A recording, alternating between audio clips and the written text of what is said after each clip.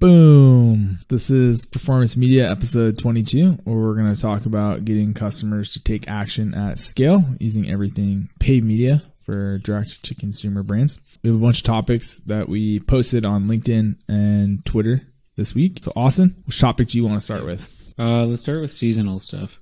Seasonal items. Nice. Is this just flavors, or what kind of products you want to talk about? Yeah, so I think one thing all brands should be thinking of is kind of what Starbucks did with the pumpkin spice latte, which is like when there's a native flavor, idea, I'm trying to think of other words for like basically when time is creating preference for something, you should be there, ready to surf mass market, culturally recognized event. Yeah, exactly.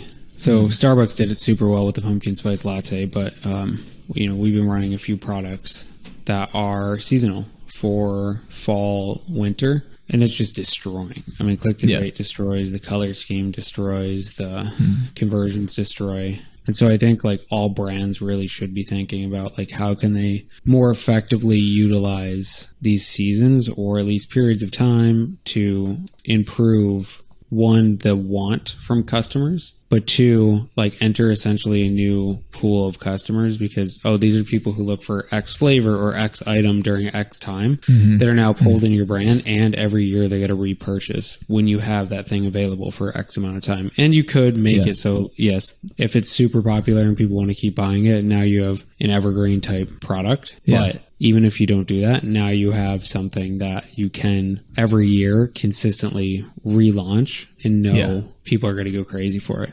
Yeah, you have a roadmap. And I think, too, it's important to point out that everyone always thinks like, same thing with discounts. People think, it's not going to be as good. But, we've seen a lot of the time, sometimes these can be very sticky customers. And having someone come in on one of these time-sensitive sales or opportunities, that might be just enough reason for someone to try your product. But if you have good products, a lot of those people are going to stick around. A certain percentage of those people are going to stick around. So in a sense, using that as an opportunity or an excuse for the person to want to try your product is like free. It's like getting a free customer almost. For sure. Yeah, I think a similar antidote to this is brand partnerships and collaborations. This is something that like I feel like most of the like emerging brands that are just crushing it are doing right now. Like you see Olipop doing their Minions collab for banana flavor, or Truff Hot Sauce is doing something with Ranch Valley, which Ranch Valley I disagree with, but I get what they're doing. Or you see like Ghost always is doing like Warhead flavored pre-workout, or I'm pretty sure or Kool-Aid, or I don't know. They use all those like old school flavors that we know as kids and like put them into some pre-workout with zero sugar.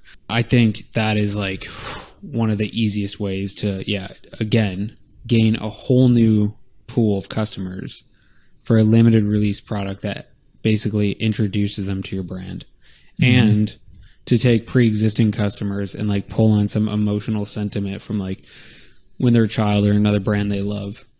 I think I would highly encourage brand partnerships like that, because why not? I mean, the partnerships for sure. I'm wondering about the flavors though, because some of these products where it is like a specific flavor or an actual product that's differentiated in some type of way, whether it's seasonal or some other event.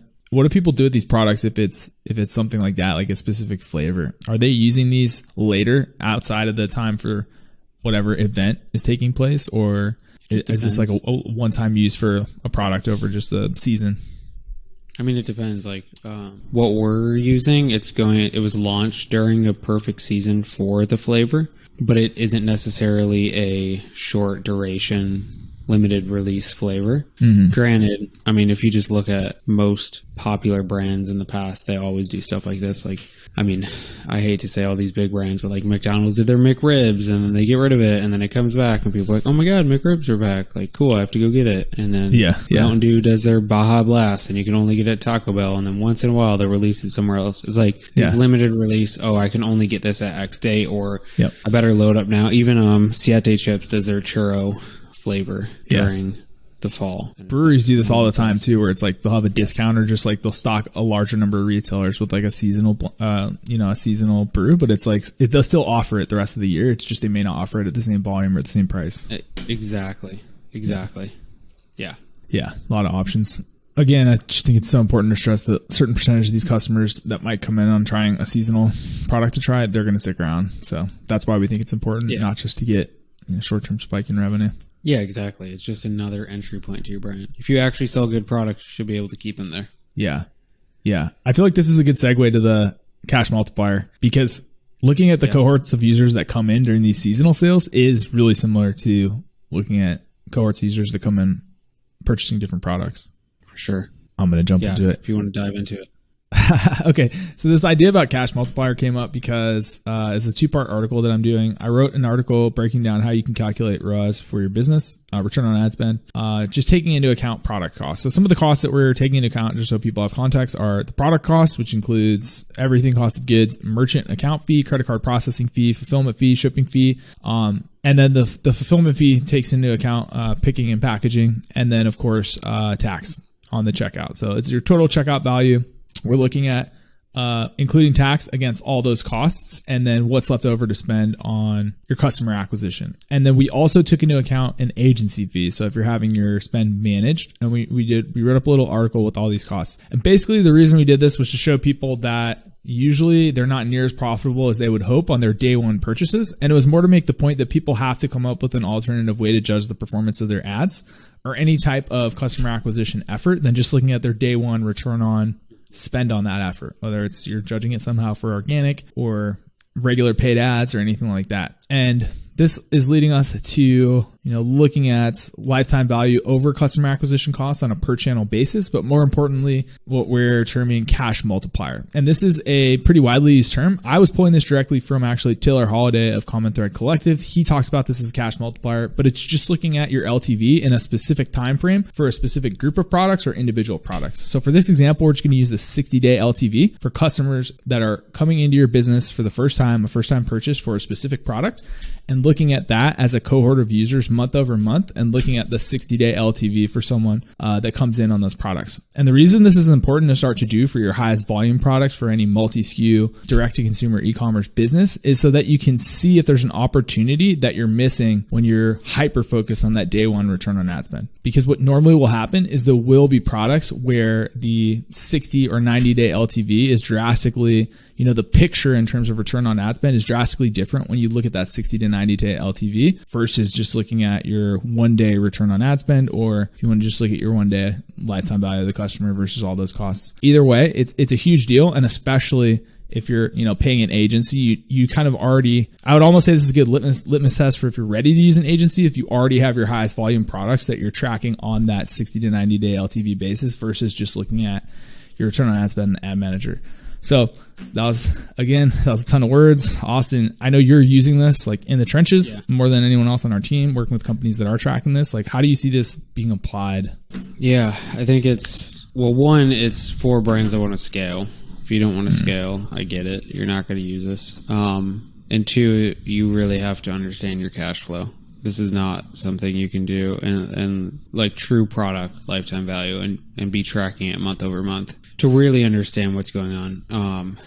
But if you can do both of those things, then it's, in my opinion, the only way to really scale paid traffic right now is to find an offer that you can break even with or get close to that and scale the hell out of that, break even, not shooting for a 3, 6, 9, 50x return on ad spend or whatever. The next guru photo on LinkedIn or TikTok will show you.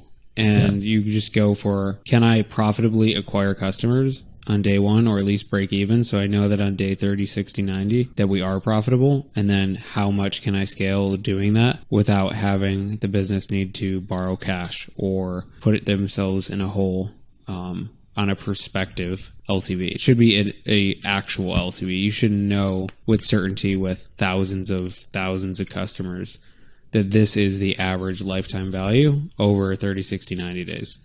Mm-hmm. And then you can use that data and you can scale pretty ridiculously. Mm-hmm. I love that. One question I have, I was going to ask our buddy that's always giving us the stats for page optimizations, but I figured I'll ask you because you're working on it too. So how often does this happen where a product is identified that has a unusually high cash multiplier. So like a 60, 90, 120 day LTV. And it's identified as an opportunity for scaling because of that higher 60, 90, 120 day LTV. But then when more higher percentage of the marketing budget is put into it to bring in more cold traffic or new customers through that product in hopes of sustaining that 60, 90, 120 day LTV as you scale the spend on that product, how often does that end up going off the rails? Or what sort of problems can you run into when you start putting more marketing dollars behind a product like that that's identified as a potential winner? Yeah, that's a good question. So for the most part, we're working with big pools of data out of the gate before we even determine what that looks like. And we have a predisposition, or we have the knowledge of what we've done previously with similar style products in the company. So it's pretty obvious in the companies we've worked with what the LTV is going to look like based on all the other products and what we're seeing. I think for someone like taking practical advice from what you're trying to say is just at the beginning, you're probably going to have to shoot for a strong return, or at least break even with COGS. So like a true break even number, and do that for 30 or 60 or 90 days, whatever you're going to assume the LTV is, and then get 1,000, 2,000 customers in there and understand, okay, now this is what we can set sites around. We don't notice it move too much if we have actual statistical significance in the data, especially because those offers that we're running with this style of lifetime value acquisition cost is typically also being ruthlessly split tested and optimized. So we're seeing page conversion rates go up. We're seeing value per visitor go up. And then we're also seeing a stabilization in some sense, right? There's, a 10% variable around what the LTV is going to be. But for the most part, it really just comes down to how big the pool of data you're using is. No, that makes sense. It sounds like you're saying like if there maybe isn't a massive pool of data, that's when you're going to go a little slower. If you have more historical data, you could probably scale faster. But also I noticed you saying that whenever you're putting a higher percentage of the budget into one of these identified winning products, there's also a lot of other things going on to make sure that test is successful, like a higher volume of page testing, a higher volume of ads testing, more creative resources and time put into the ads for that product. Always. So it sounds like they're always stacking the deck when anyone's going to be scaling spend. Yes.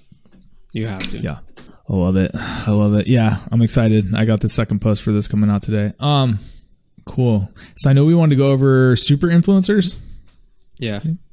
Yeah, nice. What's this topic about?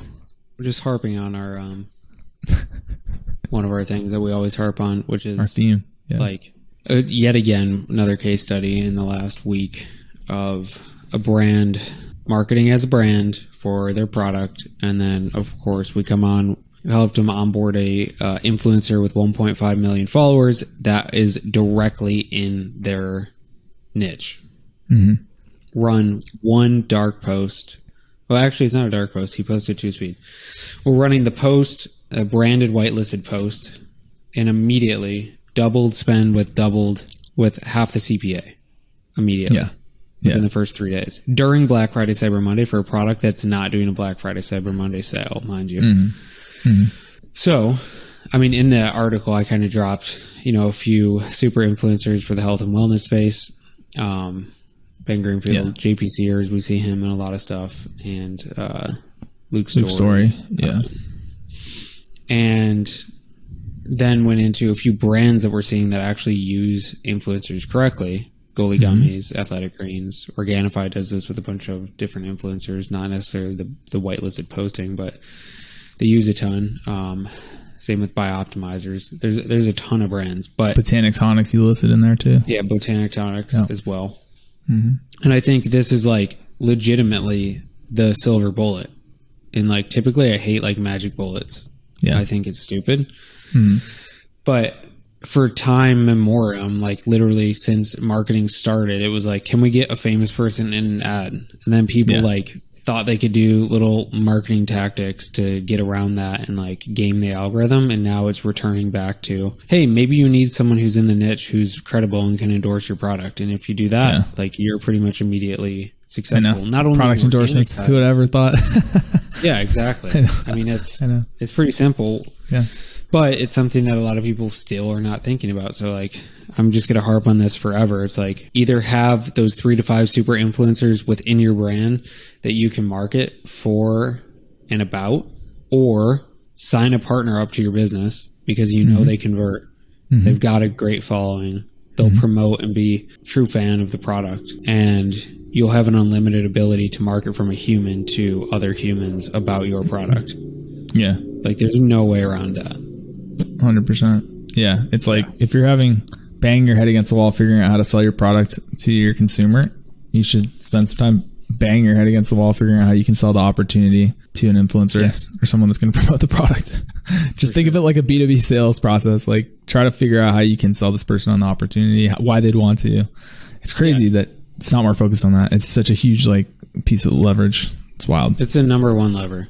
I mean, besides having like good attribution, knowing your costs, like all the basic, like we have a buttoned up business type things, adding one personality that has some sort of influence in your unique niche, not like we got Amanda from Dancing with the Stars. It's like, well, great. You're not selling dancing shoes, you know? Yeah.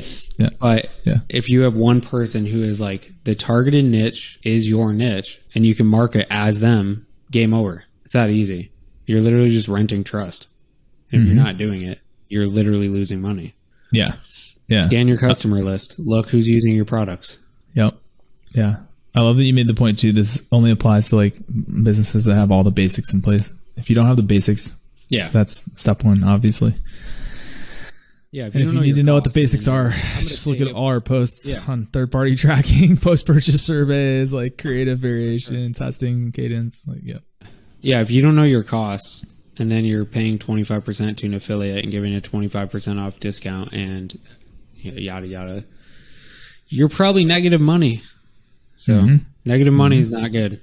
That's not how a business can run. So just figure out your costs first. And then with certainty, you can sign up an influencer that allows you to scale your business. And again, if you have the 30, 60, 90-day LTV, you can pay them more. You could, give a bigger discount to first-time purchasers. You can do a whole host of things, but you got to have your numbers set straight first. Yeah, 100%. Yeah. Nice. You got any other posts you want to go over this week? No, I don't have any other posts. Black Friday, Cyber Monday was weird. I feel like this was a different one than any that we've seen in the past 7 years. Yep. For sure. Felt a lot of brands did whatever sales. A lot of brands did get 25 to 40% off everything. Just let that coast. A lot of brands did down sales on Cyber Monday, which I thought was really weird.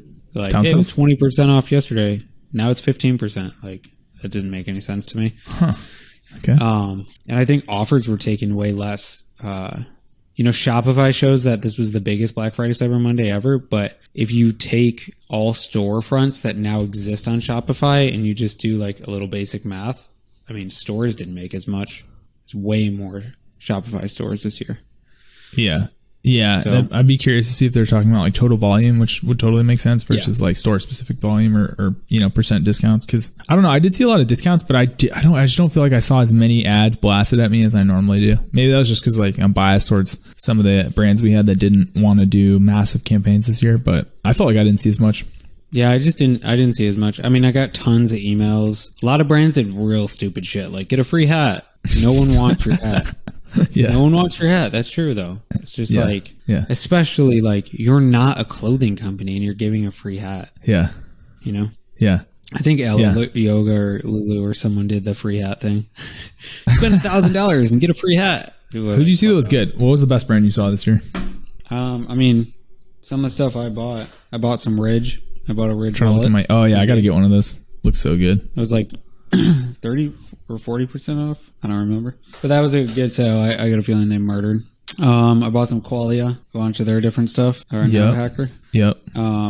That was up to 75% off first month. Wow. That was great. So nice. Yeah, I mean, I feel like I took advantage of them. That's what it felt like. That's super cheap. The only other one I saw was Jasper had a sale. I was just looking at their stuff because I finally got around to going through their boot camp this week. Man, that thing is crazy. I was I sent it over to our buddy Trent, who's running an email marketing agency, and man, I can't believe I couldn't help but think that while it's gonna change the ads game, it's gonna completely change the email marketing game, or anyone that's content specific on written content, and that's the majority of their business. Yeah, SEO. That is unbelievable how quick you can spin up drafts for anything that's like long form content. For sure. Yeah, people don't get it. And GPT-4 is coming out soon, so it's going to be even better. What is it going to be applied to? Like their developer API or whatever? What sort of additional functionality will it have? No idea. I don't understand the AI systems at present. I don't understand them in the future. I just couldn't believe it because the way you prompt it, I was like, this is going to change. This is going to change the way people create text. And then when they get the commands right for video and images, especially when they have like, for sure, rendered sort of influencers on like video. And then like for coding, I couldn't believe for coding because I'm like, man, once they get the prompts correct for like different types of structures that are just like there's repetitive patterns you're using in coding, that's kind of, it can know what you're going for.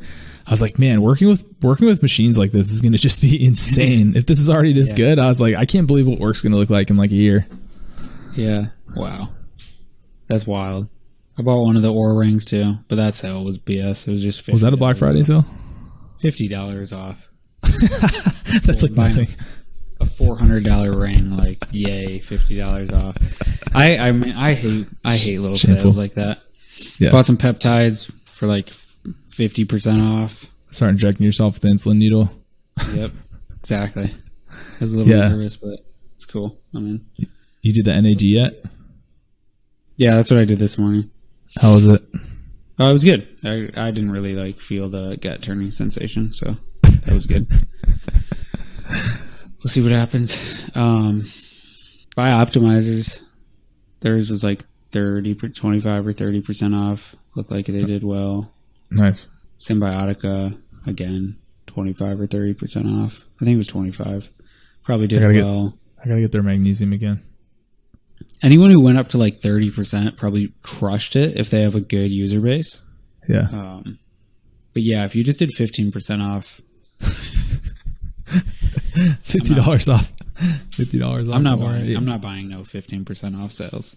I literally am like, nah, I could just wait because a coupon will like pop up somewhere at one point for like 20 or 25% off, like guaranteed. So I'll just wait and find it. Yeah. I mean, with our company, we did 33% off and it did well. It grew sales like 200%. That's a lot. No, 33%. Were you guys like even making money on this? Not really. That's like a lot. Old inventory. Yeah. Moving old inventory. So clearing way for the new. We're going to keep the deal going through the whole December too, just as a test. See if we can keep moving everything, get ready for New Year's, new clothes. Yeah. Yeah. Even if you break even, man, if you get one person that can promote that stuff to buy, I feel like it'll be worth it. Yeah. For sure. Yeah. Yeah, and then upcoming we got challenge season. Challenge, new year, new you, fitness, health. Yeah. You gotta look good for the first 3 weeks of January and then go back to your old ways. Gotta start getting ready for the beach in January, man. It's never too early. It's never too early. I'm excited though. That's gonna be fun. Yeah. I always love challenge season. Yeah. We got a couple fitness companies this year. It's gonna be busy. Yeah. Nice. Well, that's all I got for notes, man. Unless you want to go over any more sales coming up or any more updates with Spiritual Narcissists. No, I think we're good. Heck yeah. Nice.